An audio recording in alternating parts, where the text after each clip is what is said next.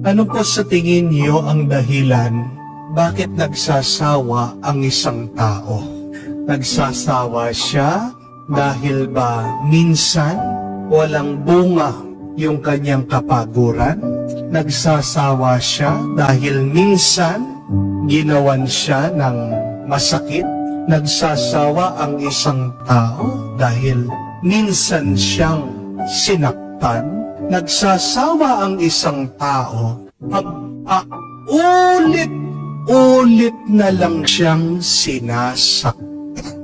Nagsasawa ang isang tao pag paulit-ulit na lang na may ginagawang masakit, mali sa kanya.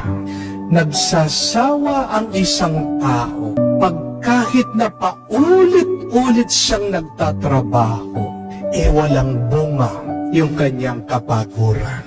Hindi po tayo nagsasawa dahil sa minsan lang. Nagsasawa tayo dahil ulit na lang, wala na lang pagbabago. At hindi mo masisisi ang tao pag paulit-ulit na lang. Anong kailangan mong gawin? Pag nagsasawa ka na, kailangan meron kang baguhin. Hindi po ba? Ano po ang kasabihan? Nothing will change if you change nothing. Ulitin ko po yan. Nothing will change if you change nothing. Ang dami sa atin, reklamo na reklamo, nagagalit, naiinis. Dahil nagpapatuloy yung masamang sitwasyon at karanasan sa kanilang buhay. Ang tanong, may gawa ka na ba para mayroong nagbago? Ang galing nating magreklamo. Ang galing nating magalit. Pero, may nagbabago ba sa pagreklamo mo? May nagagawa ka ba sa galit mo? Kung paulit-ulit ka na rin gagalit, paulit-ulit ka na rin na naiinis, nagrereklamo, wala pa rin nangyayari. Hindi yan ang solusyon. You need to change something so that your life will change.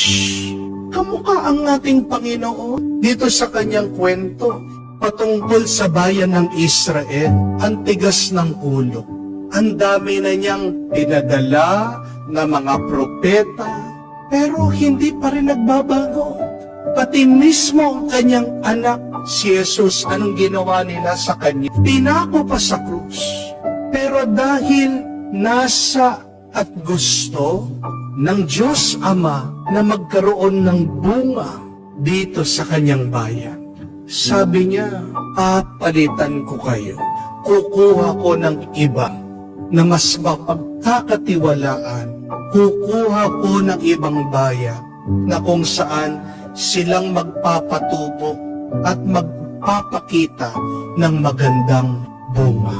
My dear friends, do not be a victim of your bad experience. Ang dami sa atin agad sumusuko na eh. Agad natin sinasabi, wala ka na magagawa dyan sa tatay mo, babaero talaga yan. Wala talaga tayong magagawa. Talagang tukha tayo, mahirap tayo, tanggapin na lang natin. Ganyan talaga eh. Paulit-ulit ka nang sumubok, bagsak ka pa rin. Ganyan talaga eh. Baka tanga ka talaga. Ganun ba? Ang dali nating sumuko. Pero nakakalimutan natin that if you don't like how your story is unfolding, if you feel that you are in the wrong story of your life, you can change your story. Dahil tandaan niyo po, sa istorya ng iyong buhay, sinong manunod? Ikaw. Sa istorya ng iyong buhay, sinong aktor? Ikaw. Sa istorya ng iyong buhay, sinong direktor? Ikaw. Ikaw ang gumagawa ng kwento, ikaw ang lumalabas sa kwento, ikaw ang nagbibigay ng direksyon sa kwento mo. Huwag mong sisisihin ang ibang tao. Sisihin mo ang sarili mo. kung paano ka mag-isip, kung paano ka magsalita, kung anong ginagawa mo araw-araw. Nakakatawa tayo eh. Ang dami sa atin, nagkakasala, pero umaasa na magkakaroon ng pagpapala. Di po ba? How can you expect to be blessed by God if you keep on sinning? Nakakatawa tayo. Ang kulit natin. Paulit-ulit tayo sa paggawa ng mali, pero gusto natin, ano ang bunga? Mabuti. Huwag mong lokohin ang sarili mo. Kung may pangit na nangyayari sa iyong buhay, nung kailangan mong gawin, kailangan merong kang baguhin. At kung man nahihirapan ka, nandiyan ang Diyos para tulungan ka.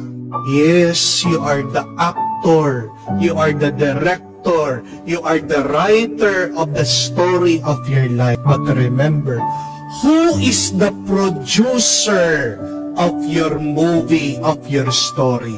It is the Lord. Siya nagbigay ng buhay mo eh. Hahayaan ba ng Diyos na mabigo ka? Gusto ba ng Diyos na kulelat ka? Hindi. Pero bakit nabibigo ka? Kasi lumalayo ka sa Kanya. Kasi gusto Kanyang tulungan, pero nagsasarili ka. My dear friends, you can write a better story for your life. Kung ayaw mong paulit-ulit ka na lang nagbabayad ng utang, then magdesisyon ka ngayon na ang istorya mo ay tungkol sa pagtatagumpay mo sa hirap ng buhay. Kung nagsasawa ka na lang dyan sa kalokohan ng iyong asawa, magdesisyon ka na ang istorya mo ay tungkol sa paghahanap kung paano ka magiging masaya at payapa.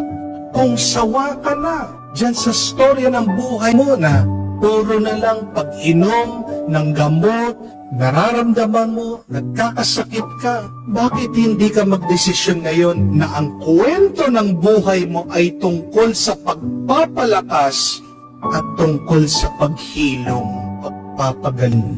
You can write a better story. Just decide and write it down.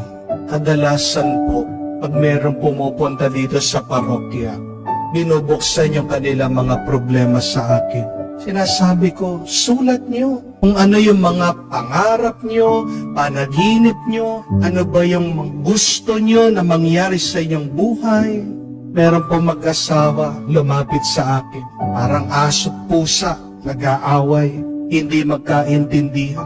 Sabi ko, oo, may problema kayo, pero mas mahalaga, sulat niyo ano bang gusto niyong makita, maranasan dito sa inyong relasyon.